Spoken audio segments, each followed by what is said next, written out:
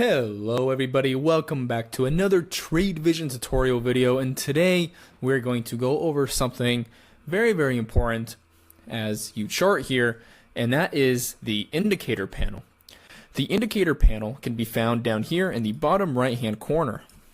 And for the record, I am currently on the charts tab on the right hand side.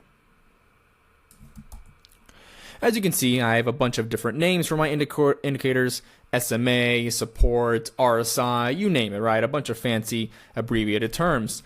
The way to manage these indicators and add and remove select indicators is to hit this indicator button down at the bottom right hand corner. Once you've clicked on indicators, it will open up this tab here where you'll be presented with a search bar. It allows you to search for an indicator that you might find useful, or if you have any particular indicator on your mind. Right below it, you have a row of indicators that you can add quickly with the click of your mouse.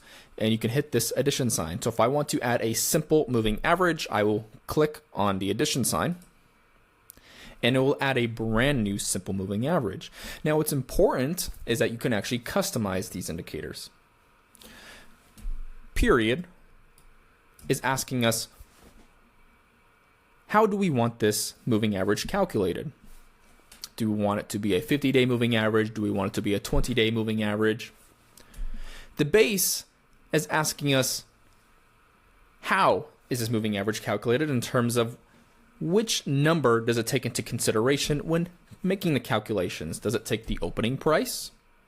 Does it take the high price, the low price, or the close price?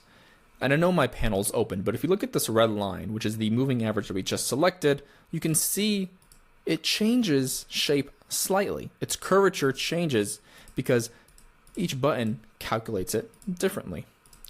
Now, the very bottom, I can actually customize the color, of course, if I want to get creative, right? And I can do this with any of the indicators, as well as the opacity. If I want to brighten and bolden it, I can leave the opacity up, or if I want to make it more translucent or transparent, then I can just turn the opacity down, and that'll allow me to be creative in how I want my charts to look.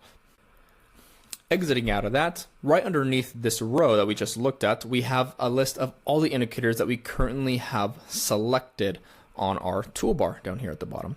So I have SMA, support, RSI, MACD, right? These are all the indicators that I currently have applied. Now, if I want to toggle any of them on or off, I can just hit this lever on the right-hand side, click on. For example, I'll turn on support, and it turns on support. If I want to turn on RSI, it'll turn on RSI. Now, when I click the drop-down arrow on any of these indicators,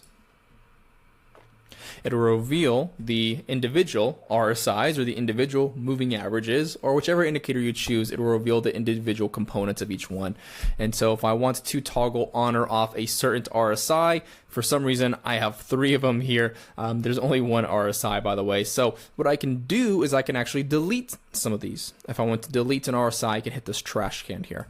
So I'm going to delete one of these. Maybe I'll delete the second one, and there we go. I'm left with just one RSI, which is all I typically need. But if I'm dealing with something more complex, maybe like the SMAs, when I click on this drop-down arrow here, it'll reveal all of the different SMAs that I have applied, whether it's an 8 moving average, a 50 moving average, or a 200 moving average, right?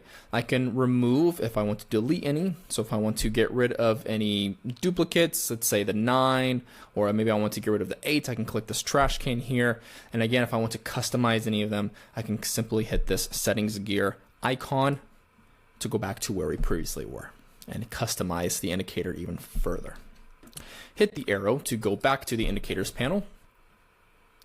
And there you have it. That should do it. Now, if you ever get caught up in customizing too much, or you want to simply just reset yourself, there's a button down here that says Reset Indicators, and it'll bring you back to the default TradeVision indicator status, back to stock, and you are left with just the indicators that you typically need as default. Okay.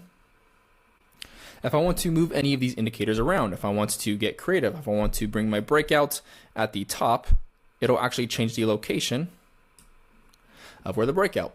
Now the breakout is currently here instead of being over here.